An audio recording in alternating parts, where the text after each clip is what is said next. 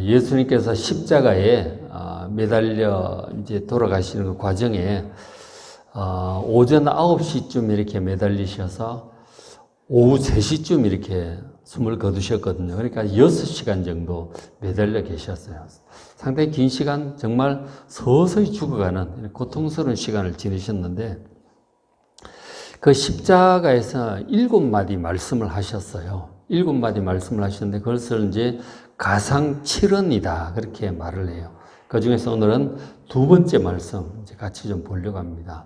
십자가에서 하신 그 한 말씀 한 말씀이 뭐랄까, 막 그 피땀 같은 그런 말씀이죠. 피땀 같이 뭐 꼭 하셔야 될 말씀들, 중요한 말씀들, 그런 말씀들 하셨는데, 한마디 한마디 우리가 좀 깊이 묵상해 볼 필요가 있어요.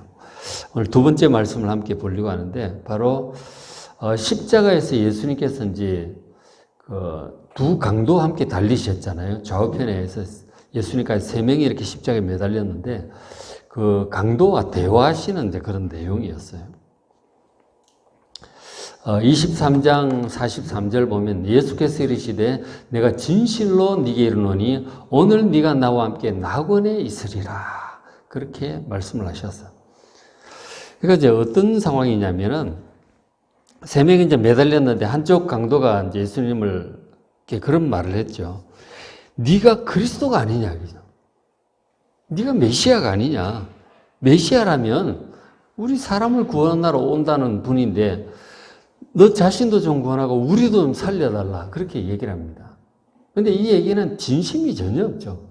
거의 막 고통 가운데 비아냥거리는 그런 말이죠. 네가 그리스도라면서 좀 우리 좀 살려줘봐. 그런 식의 이제 비아냥거리는 그런 말이죠. 진짜 예수님을 그리스도로 믿고 간절히 살려달라고 그렇게 부르짖는 그런 게 아니에요.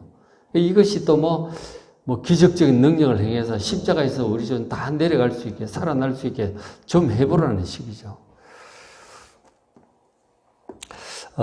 당시 이제 이스라엘 사람들이 예수님께 대한 기대 중에 하나가 예수님이 그리스도라고 생각을 했고, 그 그리스도라는 말은 다윗처럼 이 강력한 왕으로서 로마 몰아내고 좀 세상 좀 평안하게 살 수 있게 해달라는 그런 그리스도를 기다렸던 것이죠. 지금 이 강도도 그런 맥락으로 볼 수도 있겠죠. 바른 예수님에 대한 바른 신앙이 아니었다 하는 것이죠. 그러니까 옆에 있던 오른편에 있는 강도가 이제 그 사람에게 그렇게 말을 하잖아요. 40절에 네가 동일한 정죄를 받았어도 하나님을 두려워하지 않느냐? 네가 하나님을 두렵다면 어떻게 그렇게 말을 할 수 있느냐? 우리는 우리가 행한 일에 상당한 보응을 받는 것이다. 우리가 잘못해서 사형 판결을 받은 거고 죽는 거다. 그러나 이분이 행한 일은 옳지 않은 것이 없다. 다 옳은 일만 행하신 분이다. 그러니까 이 한쪽 강도는 예수님을 바르게 알고 있는 거죠. 이 사람의 행해서 옳지 않은 것이 모두 옳은 것밖에 없다. 그렇게 얘기를 해요. 그러면서 예수님께 이렇게 간곡히 부탁을 하는 거죠. 43절에 부탁을 하기를 예수여 당신의 나라에 임하실 때 나를 기억하소서. 이 하나님의 나라, 예수님의 나라에 이제 죽으시겠지만 이분은 하나님 나라에 들어가실 분이다. 그리고 그곳에 임하실 때 나를 좀 기억해 주셔서 나도 당신의 나라에 들어갈 수 있게 해달라고, 하나님 나라로 들어갈 수 있게 해달라고 하는 그런 부탁을 예수님께 간곡히 드립니다. 예수님께 대한 바른 믿음을 가지고 있는 것이죠. 그래서 예수님께서 대답하시기를 43절에 예수께서 이르시되 내가 진실로 네게 이르노니, 이 확실한 말씀이라고 강조하시는 말씀이잖아요. 오늘 네가 나와 함께 낙원에 있을 것이다. 오른편에 있는 그 강도가 예수님과 함께 낙원에 오늘 들어가게 될 것이라고 주님께서 약속을 하시는 거예요. 그래서 이 오른편 강도는 예수님께 대한 바른 믿음을 가졌고 예수님께 간구했고 바로 이 낙원의 주인이신 예수님께 바르게 말씀을 드렸고 예수님께로부터 이런 말씀을 들은 거죠.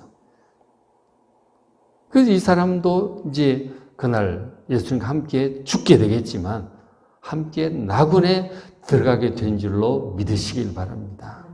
예수님의 약속이니까 반드시 들어갔을 것입니다. 그래서 이 두 강도를 보는데 어떤 사람들이든지 예수님께 대한 태도는 둘 중에 하나예요. 오른편 강도처럼 하든지 왼편 강도처럼 하든지 둘 중에 하나입니다. 예수님을 믿지 않고 세상적인 어떤 것을 이루어질 뿐으로 생각을 하든지 비난하고 조롱하든지 아니면은 예수님을 진짜로 믿고 구원해 달라고 간구를 하든지 둘 중에 하나인 것이죠. 누구든지 예수님께 대해서 어떤 태도를 가지느냐에 따라서 그냥 멸망으로 빠질 수도 있고 구원받을 수도 있습니다. 낙원에 들어갈 수도 있는 거예요. 예수님께 대한 태도가 구원을 받느냐 못 받느냐, 천국이냐 지옥이냐를 결정하는 갈림길임을 여러분 잘 기억하시길 바랍니다. 사람들은 그렇게 생각하죠. 착한 일을 많이 해야 천국을 가느냐, 나쁜 일을 많이 해야 지옥 가느냐, 그런 생각을 하죠. 그런 것이 아닙니다. 뭐 착한 게 사는 사람 같아도 그 사람도 100% 착한 사람은 아무도 없어요. 살다 보면 거짓말도 하게 되고, 베드로도 그러잖아요. 예수님 죽을 때까지 따라가겠다 그러놓고 자기가 당장 죽을 위기에 처하게 되자 얼결에 예수님 모른다고 부인을 하잖아요. 사람은 그렇게 연약한 존재예요. 그래서 또 이제 회개하고 돌아와서 이제 구원을 받은 것이지만 사람이 그렇다는 거죠. 세상 100% 착한 사람은 아무도 없어요. 안 보는 데서 무슨 짓을 하는지는 아무도 몰라. 또 상황이 바뀌면 또 어떻게 될지를 모르는 거죠. 그래서 사람이 연약한 존재라니까. 100% 착한 사람은 아무도 없는 거예요. 밖에서는 잘하지만 집안에서 영 잘못하는 사람도 있고, 여기서는 잘하지만 저기 가서 또 다른 행동하는 사람도 있고, 극단적인 다른 그런 모습을 보이는 사람들이 있거든요. 그래서 100% 착한 사람은 없다 하는 거예요. 천국 들어갈 만큼 100% 착한 사람은 없고 죄가 없는 사람이 없는 것이죠. 그래서 이제 지옥을 가게 되는 것인데, 우리를 이 낙원으로 가게 할 수 있는 유일한 분은 하나님의 아들 예수님밖에 없음을 믿으시길 바랍니다. 아무리 강도처럼 많은 죄를 짓고 사형을 받을 만한 사람일지라도 그 죄를 용서하시고 천국으로 낙원으로 인도할 수 있는 분은 예수님밖에 없습니다. 예수님을 진짜로 그리스도로 믿고 구원자로 믿고 도움을 요청하면 예수님은 그분을 낙원으로 인도하실 수 있어요. 왜 그런 줄 아십니까? 예수님은 낙원의 주인이시기 때문이고 우리 죄를 용서할 수 있는 유일한 분이시기 때문에 그렇습니다. 왜 예수님은 우리 죄를 용서할 수 있습니까?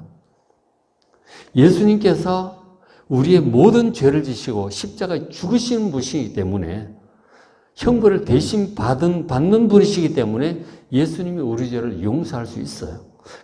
예수님의 십자가 덕분에 예수님을 믿고 용서받은 사람이라야 예수님이 주인인 그 낙원에 들어갈 수 있는 것입니다. 그래서 십자가 우편의 강도가 지금 예수님께로부터 이런 말씀을 들을 수가 있었던 것이죠. 오늘 네가 나와 함께 낙원에 있을 것이다. 지금 숨을 거둘 때가 얼마 남지 않았고 숨을 거두게 되면 주님과 함께 낙원에 들어가게 되었음을 믿습니다. 예수를 믿어야 예수님의 나라인 그 낙원에 들어갈 수 있는 것입니다.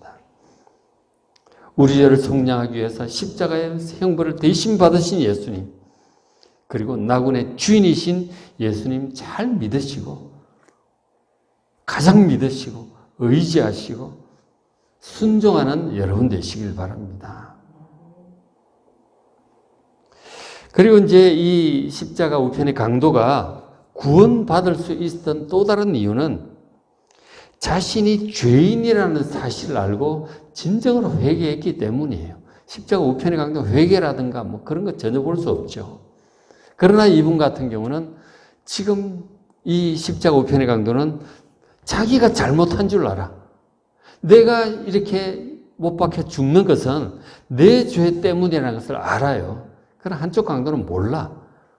그냥 좀 살려달라는 얘기만 하지 회개가 없어요. 그러니까 이 사람은 자기가 자기 죄 때문에 죽는다는 사실을 아는 거죠. 진정한 회개가 있는 사람이에요. 그리고 예수님을 진실로 믿고 도움을 요청을 하는 것이죠. 자기가 죄인인지를 알지 못하는 사람, 겸손하게 회개하지 않는 사람은 예수님을 진실로 찾지를 않아요. 예수님의 십자가를 의지하지도 않고 구원해달라고 예수님께 진정으로 손을 내밀지 않습니다. 그래서 구원받지 못하는 것이죠. 진정으로 자신을 회개하는 사람만이 예수님의 구원의 은혜를 받을 수 있음을 믿으시길 바랍니다. 사도 바울이나 이제 바울서신 보면은 그 베드로도 이제 설교할 때 그런 얘기를 하는데 생명을 얻게 하는 회개를 전파한다고 그렇게 말씀을 해요. 이 회개가 우리를 하여금 생명을 얻게 합니다.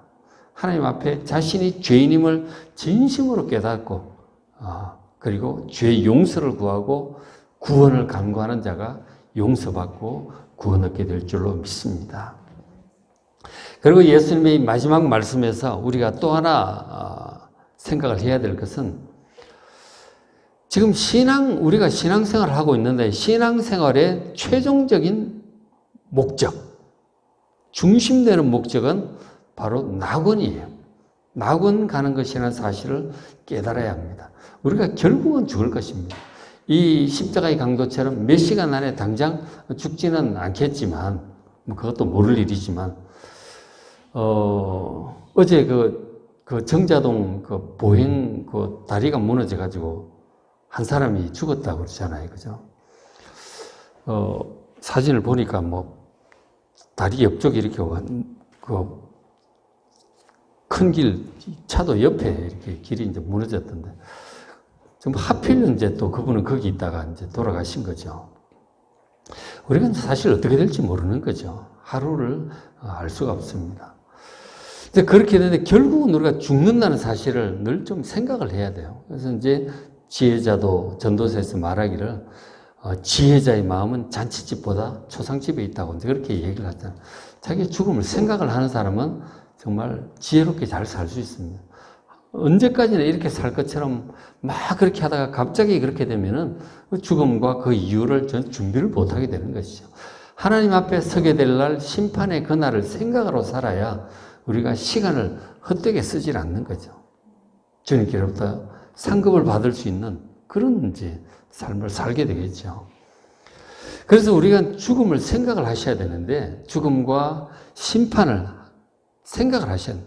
어떻게 살았는지 주님께로부터 반드시 평가받고 심판받게 될 것임을 생각을 하고 살아야 되는 것이죠.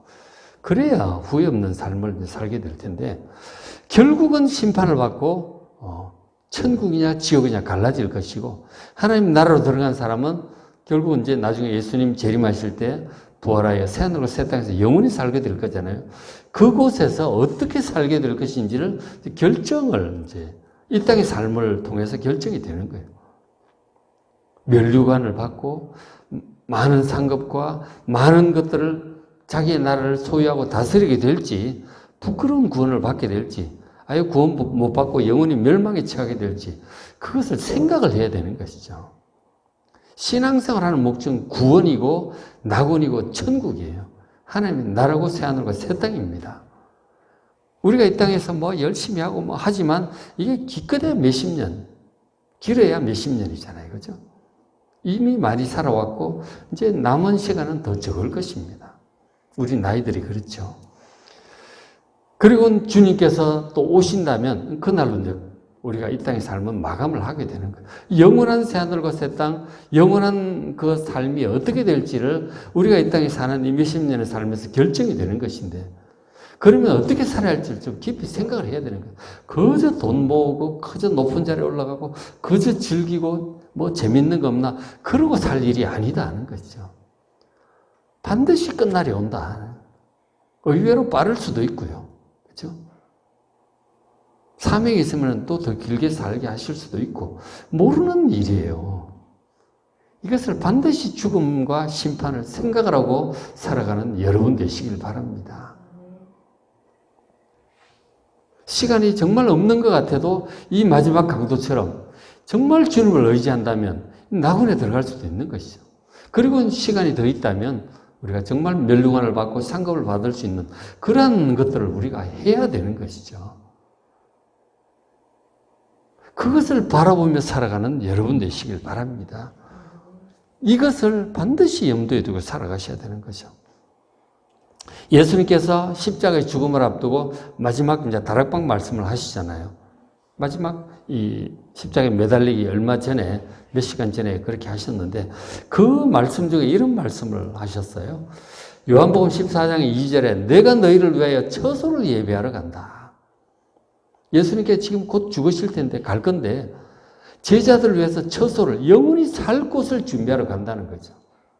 가서 너희를 위하여 처소를 예배하면 영원히 살 그 우리의 그 바로 집, 천국, 이 새하늘과 새 땅을 잘 준비를 다 하면 내가 다시 와서 너희를 내게로 영접하여 나 있는 곳에 너희도 있게 할 것이다. 다시 올 것이라고 말씀을 하시는 것이죠.